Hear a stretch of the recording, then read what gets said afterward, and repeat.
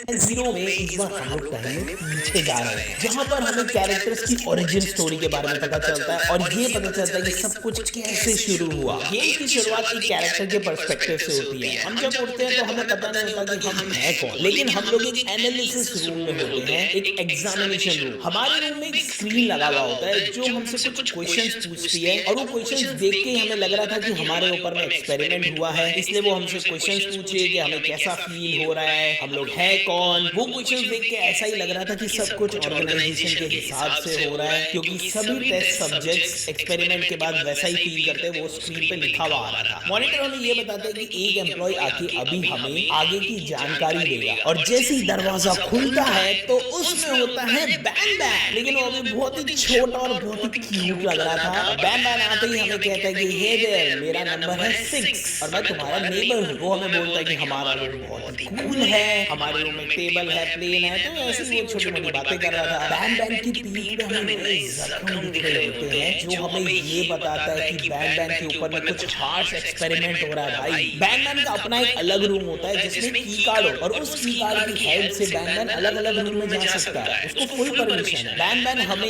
Gate तक लेके जाता है, उसे खोलता है और हमें बताता है कि हमें अभी आगे क्या करना है। जब हम बाहर जाते हैं तो हमें ये बात अच्छे से समझ में आ जाती है कि यहाँ पर जितने भी कैरेक्टर्स हैं ना, उन सबको नंबर दिया हुआ है, सब एक दूसरे को नंबर से बुलाते हैं। फिर बैन बैन हमें उसी प्लेग्राउंड में ले जाता है जहाँ पे हमें मिलती है बैंबलिना, और अभी बैंबलिना का केस नंबर है 7, और बैंबलिना को ये एक्सपेरिमेंट्स बिल्कुल भी पसंद नहीं है। बैंबलिना को ये एक्सेप्ट करना बहुत मुश्किल हो रहा है कि वो एक मैस्कॉट बन चुकी है। यहाँ पे सभी लोगों को ऑर्डर्स फॉलो करने पड़ते हैं, और यहाँ का बस एक ही रूल है, प्ले ईट एंड स्लीप, यानी कि खेलो खाओ और सो जाओ। अच्छा, बैंबलिना का जो कैरेक्टर है वो बहुत ही जजमेंटल है, और वो सिर्फ उन्हीं से बात करना चाहती है जो इंटेलिजेंट है। वो हमें क्या कहती है, ओह ग्रेट, एक और नया मैस्कॉट आ गया है, जैसे कि एक काफी नहीं था। इस लाइन से हमें समझ में आता है कि भाई हम लोग बैन बैन जैसे दिखते हैं। यस गाइस, अब तक तो तुम लोगों को पता ही होगा कि हम लोग है कौन, यानी जो प्रोटैगनिस्ट यानी जो कैरेक्टर बन के हम लोग खेल रहे हैं वो है कौन। फिर बैन बैन और बैंबलिना अपनी बातें करते हैं, और बैन बैन हमें बोलता है कि हमें यहाँ पे अब नए दोस्त बनाने होंगे। तो भाई हम लोग आगे बढ़ते हैं नए दोस्त बनाने के लिए। तो हमें आगे मिलता है जिवेनियम ब्लॉक। जिवेनियम ब्लॉक ऐसे टेस्ट सब्जेक्ट्स हैं जिनको केस नंबर ही नहीं दिया गया, मतलब उनका केस नंबर कंफ्यूज है कि उनको क्या दिया जाए। हो सकता है कि जिवेनियम ब्लॉक्स वो होते हैं जो फेल्ड एक्सपेरिमेंट होते हैं, इसलिए उन्हें केस नंबर अभी दिया नहीं गया, और उन पे एक्सपेरिमेंट किया जा रहा है कि वो सही हो जाए तब उन्हें केस नंबर दे दे। देखने में तो वही लग रहा था। फिर हम एक एक करके जिवेनियम ब्लॉक से दोस्ती करने की कोशिश करते हैं। ये जिवेनियम ब्लॉक के हाथ पैर नहीं होते, बॉडी नहीं होते, सिर्फ एक फेस टाइप का होता है। फिर जैसे जैसे हम लोग ब्लॉक्स की हेल्प करते हैं वैसे वैसे वो हमारे दोस्त बनते जाते हैं। प्लेग्राउंड में छोटी छोटी जगह बनी होती है जो पुराने चैप्टर के लोकेशन जैसी दिखती थी। एक क्लासरूम होता है जहाँ पे बैंबलिना वहाँ पे पढ़ाती है, और ये हम लोगों ने पिछले चैप्टर्स में भी देखा कि बैंबलिना को पढ़ाना बहुत पसंद है। फिर हम लोग एक एग्जाम रूम में पहुंचते हैं जहाँ पर जिवेनियम ब्लॉक हमें पजल सॉल्व करने के लिए देता है, जो उसे बैंबलिना ने करने के लिए दिया था, लेकिन वो काफी टफ था, हमारे लिए भी टफ था। लेकिन जैसे जैसे हम लोग सॉल्व करते हैं तो एक चेस्ट खुलता है जिसके अंदर में पड़ा होता है एग्जाम शीट, और उस पे A+ मिला होता है यार। और फिर एक और पजल सॉल्व करते हैं तो दूसरा वाला चेस्ट खुलता है, उसके अंदर में होता है की का। फिर आगे जाके हम लोग एक और ब्लॉक की मदद करते हैं, उसका पजल सॉल्व करने के बाद हमें गिटार मिलता है, और ब्लॉक के तो भाई हाथ पैर ही नहीं होते तो वो गिटार बजा ही नहीं सकता, उसको रिवॉर्ड में मिला गिटार। यानी इससे ये भी पता चलता है कि ऑर्गेनाइजेशन जो रिवॉर्ड लोगों को दे रहा है वो कोई मतलब का ही नहीं है, यानी कि ये लोग टेस्ट सब्जेक्ट्स की कोई परवाह नहीं करते हैं ऑर्गेनाइजेशन, बस उन्हें यूज कर रहे हैं। हम लोग सबकी हेल्प करते करते एक बोर्ड ढूंढ लेते हैं जो हम लोग बैंबलिना को जाके देते तो बहुत खुश हो जाती है, और वो हमारी फ्रेंड बन जाती है भाई। यानी इससे हमें ये पता चलता है कि चैप्टर 1 से लेके अब तक बैंबलिना अपने सर पे जो बोल लगा के रखी थी उसे हम लोगों ने दिया था, यानी हमारे कैरेक्टर ने दिया था। फिर तो सबसे हमारी दोस्ती होएगी कि जिवेनियम ब्लॉक्स भी हमारे दोस्त, बैन बैन भी हमारे दोस्त, बैंबलिना भी हमारे दोस्त। तो फिर बैन बैन सबको इकट्ठा करता है और बोलते हैं कि चलो हम लोग सब हाइड एंड सीक खेलेंगे। तो सबसे पहले हम लोग सीकर बनते हैं और जाके सबको ढूंढते हैं, बड़ा मजा आता है इसमें। और बाद में सेकंड राउंड में जिवेनियम ब्लॉक सीकर बनता है, और जब जाता है तो बैन बैन बोलता है कि भाई वो बेवकूफ है, उसको बोलोगे ना कि तुम छुप गए और उसके सामने भी खड़े रहोगे तो भी वो मान लेगा, मतलब बेवकूफ है। लेकिन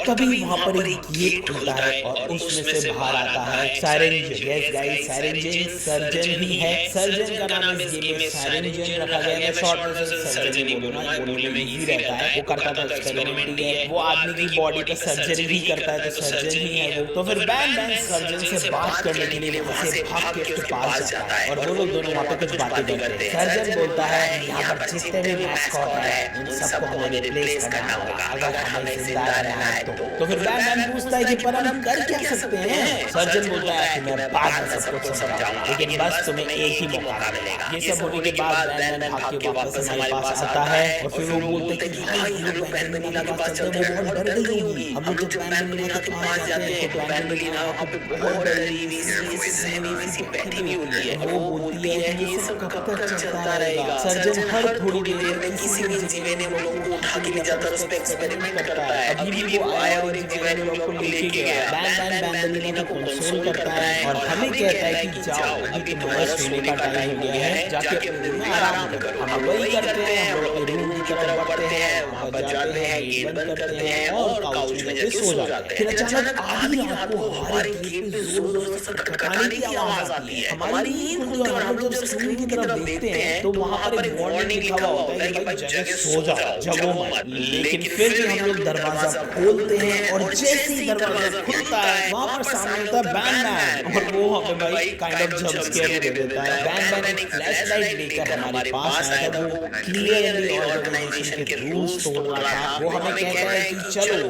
मेरे साथ चलो, मैं तुम्हें कुछ इंपॉर्टेंट दिखाऊंगा, कुछ मजेदार। तो बैन बैन हमें बाहर ले जाता है और वो दरवाजा खोलने के लिए की कार्ड लगाना चाहता था, लेकिन वो की कार्ड उसके पास था नहीं। और तभी वहां पर एक नया कैरेक्टर इंट्रोड्यूस होता है, ट्रफल टू, जिसका केस नंबर था 43। ट्रफल टू की एबिलिटी ये होती है कि वो एक छोटा सा है, प्यारा सा है और उसे हम लोग फ्लैश लाइट की तरह यूज कर सकते हैं। उसकी वजह से पूरे हर जगह रोशनी हो जाती है। तो जिस जगह पे हम लोग थे वहां पर पूरा अंधेरा था। तो ट्रफल टू को हम लोग पकड़ते हैं तो उसमें से रोशनी आती है और हम लोग वहां पर की कार्ड ढूंढते हैं जिससे हम लोग उस दरवाजे में जा पाए। तो की कार्ड ढूंढने के बाद हम लोग उसे बैन बैन को दिखाते हैं और उस की कार्ड को दरवाजे को खोलने के लिए लगाते हैं। जैसे ही वो दरवाजा खुलता है उसमें से कौन बाहर आता है? नैब नैब। और वहां पर हमें पता चलता है कि बैन बैन और नैब नैब बेस्ट फ्रेंड है भाई, जो कि फ्यूचर में जाके तो हमें पता ही है ये ड्रास्टिकली बदल जाता है। तो जब हम बैन बैन नैब नैब और ट्रफल टू के साथ अंदर तक जाते हैं तो हम लोग एक मेन डोर के पास पहुंचते हैं। वो डोर बहुत ही बड़ा था और वहां पे बैन बैन हमें बोलता है कि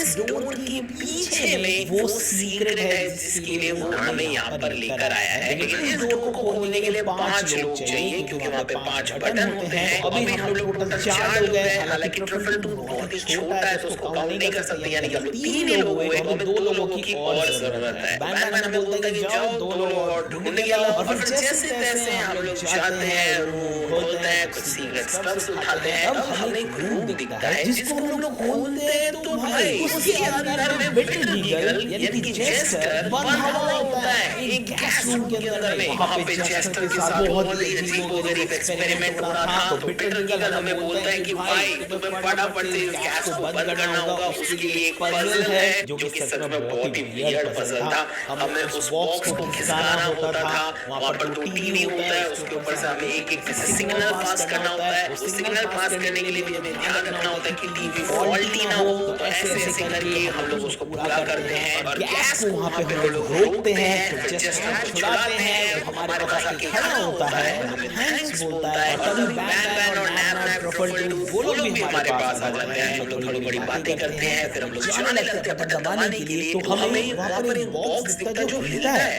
हमें लगता है कि यहाँ पे कौन है, तो चेस्टर धीरे से आता है उसे खोलने के लिए। जैसे उसे खोलता है तो उसके अंदर निकलता है किटी सॉरस। यस गाइस, जो किटी सॉरस के मॉन्स्टर बन गया था और यहाँ पर वो क्यूट लग रहा था। यस, अभी हम लोग 5 लोग हो गए। हम लोग सब डिसाइड करते हैं कि चलो हम लोग जाके वो बटन दबाएंगे और उस गेट को खोलेंगे। तो सभी लोग हम लोग वहां तक जाते हैं, लेकिन जेस्टर पीछे रुक जाता है एक बार के लिए। हम लोग सोचते हैं कि क्या हुआ, तो हम लोग उसके पास जाते हैं और जेस्टर हमें बोलता है कि देखो मेरे को ठीक नहीं लग रहा है, मुझे नहीं लगता कि हमें गेट खोलना चाहिए। मैंने सुना है इस गेट के पीछे में कुछ अजीब सा है और इसके पीछे से बहुत अजीब अजीब आवाजें भी आती है, लेकिन तुमने मेरी मदद की, तुमने मुझे इस एक्सपेरिमेंट से बाहर निकाला, इसलिए तुम बोल रहे हो तो मैं बटन पे खड़ा हो जाता हूँ, लेकिन मुझे शायद लगता है कि हमें नहीं खोलना चाहिए। हम लोग सोचते हैं भाई ऐसा तो क्या ही प्रॉब्लम होगा, फिर हम लोग सब जाते हैं, सब लोग एक एक बटन पे जाके खड़े होते हैं और वो डोर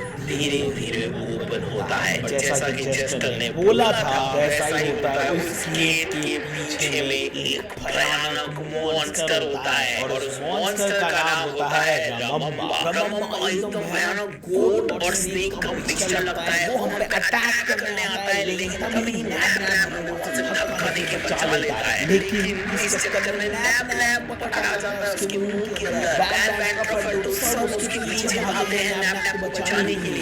जेस्टर बोलता है कि भागो, जाओ उसका पीछा करो। हम जाते हैं, फिर जैसे लोग बाहर आते हैं तो वहां पर हम लोग देखते हैं कि जेस्टर और किसी और वहां पे खड़ा है और रमम्बा ऊपर से नीचे आता है, मुंह खोलता है और उन दोनों को खा जाता है। यार ये देख के हम लोग पीछे से हटते हैं तो पीछे से बैन और ट्रफलटूथ हमें बुलाता है, कहता है कि भाई अंदर आ जा। जैसे हम अंदर आते हैं तो वहां पर अर्थक्वेक आता है, मतलब वो रमम्बा की वजह से हम लोग सब एकदम नीचे सीवर अंडरग्राउंड में चले जाते हैं। ये सीन एकदम पॉपी प्लेटाइम जैसा लग रहा था हम लोगों को देख के, जैसे हम पॉपी प्लेटाइम में सीन करते थे वैसे वहां पे पहुंच जाते हैं। वहां पे हम लोग और बैन डिसाइड करते हैं कि हम लोग दोनों अलग-अलग रास्ते में जाएंगे और ट्रफलटूथ को हम लोग साथ में लेके जाएंगे, क्योंकि बैन के पास फ्लैश लाइट है। बैन एक तरफ जाता है, हम लोग उसके अपोजिट डायरेक्शन में जाते हैं और जैसे ही हम लोग जाते हैं तो हमारे पीछे रमम्बा आ जाता है। यस गाइस, रमम्बा हमारा पीछा करता है। हम लोग वहां से जैसे तैसे भागते हैं, दूर जाते हैं, लेकिन हम लोग उसका पीछा नहीं छुड़ा पाते। और फिर वहां पर एक और कैरेक्टर आ जाता है जो काइंड ऑफ ग्रीन और रेड कलर का था। वो रमम्बा को मारता है। पहले तो रमम्बा हम लोगों को मुंह में ले लेता है, तो वो कैरेक्टर रमम्बा का दांत खोल के रखता है हाथों से और हम लोग बाहर जा रहे हैं। जैसे लोग प्लेग्राउंड में पहुंचते हैं वहां पर हम लोग एक नॉर्मल फाइट सीन देखते हैं बिटवीन रमम्बा और वो कैरेक्टर। वो लोग दोनों बहुत खतरनाक तरीके से लड़ते हैं और वो लड़ रहे होते हैं तो हमें समझ में आ जाता है कि ये कैरेक्टर ईविल बैन है। यस गाइस, और वो ग्रीन इसलिए हो रखा था क्योंकि वो रमम्बा के मुंह से बाहर निकल के आया था, इसलिए उसके ऊपर में वो जिगेनियम का कलर लग गया था, वो जो टॉक्सिक का केमिकल है वो वाला उसके ऊपर लग गया था। तो भाई ईविल बैन रमम्बा को बहुत बुरी तरीके से होता है, बहुत कमाल का था। और फिर नैब किटी और जेस्टर सभी लोग उसके मुंह से बाहर आ जाते हैं। तो बैन भी होश में आता है, अपने नॉर्मल फॉर्म में आता है और वो हमसे बातें करता है। और फिर बैन हमें बोलता है कि शायद ऑर्गेनाइजेशन सही बोल रही है, शायद मैं ठीक नहीं हूँ, शायद मुझे रिप्लेस करना पड़ सकता है। और ये बोलते बोलते वो अचानक से बोलते हैं कि चलो हम लोग एक और हाइड एंड सीक खेलते हैं, खेलोगे? हम लोग सोचते हैं यार अचानक से क्या हुआ। तो वो हमें एक रूम की तरफ लेके जाता है, तो हम लोग उसके पीछे पीछे चलते जाते हैं और फिर वो हमें कबर्ड के पास लेके जाता है और वो हमें बोलता है कि तुम इस कबर्ड में जाके छुप जाओ, ये सबसे बेस्ट स्पॉट है, तुम्हें यहाँ पे कोई भी नहीं ढूंढ पाएगा, तुम हाइड एंड सीक में जीत जाओगे। और जैसे लोग अंदर जाते हैं और छुप जाते हैं वहीं पर ये गेम एंड हो जाता है। लेकिन